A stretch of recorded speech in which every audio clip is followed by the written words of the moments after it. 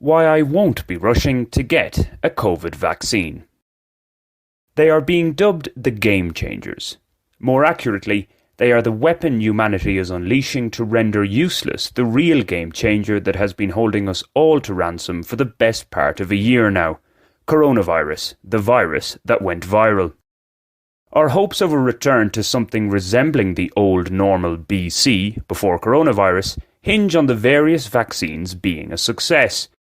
That being so, the world and its mother, particularly its elderly, vulnerable mother, must be anxiously awaiting their jab of life. Some, of course, have already got theirs. As somebody classified as very low risk from COVID-19 in terms of it doing me much harm, I'm well down the inoculation priority list. Indeed, I'm in the last group in Colombia's 5-stage vaccine rollout program as things stand. On top of that, considering the general lack of efficiency here across the board, unless you've got the money or palanca, appropriate contacts that is, to receive a streamlined service, the chances of the program being carried out smoothly and quickly are pretty low. The high-income country's hoarding of vaccines also has to be factored in. Put it this way, my current visa expires in November and it's unlikely the country will be in the final stage of the rollout by then. Whatever the case, I'm in no panic to get the vaccine. Actually, all things considered, I'm happy enough not to get it at all. For starters, as mentioned above, I am, in theory anyway, in the low-risk category for COVID. Moreover, I would be quite surprised if I haven't had coronavirus in my body. As easily spread as it is, it would be pretty incredible if it hasn't already mingled intimately with me. In fact, if I have avoided it, then I should play the lottery.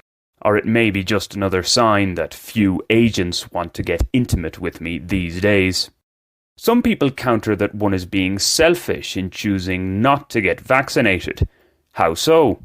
What's the risk if I'm not vaccinated but everyone else is, or at least those who are most vulnerable to serious infection?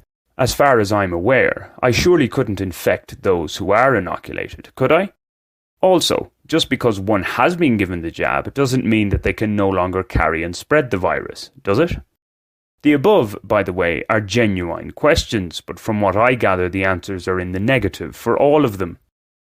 Another common retort is that if I had no problem getting vaccinated for yellow fever, hepatitis B, measles, mumps and rubella, etc., then why am I getting all pernickety now for this vaccine?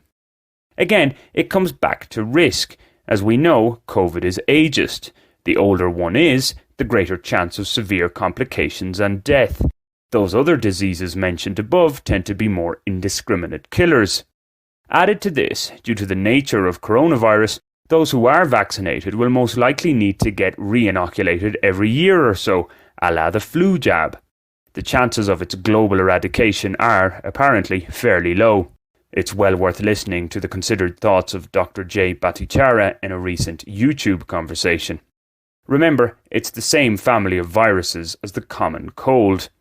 Now, all that being said, if an unbiased, apolitical expert can give me strong reasons why somebody in my position should get vaccinated rather than just because, I'm all ears.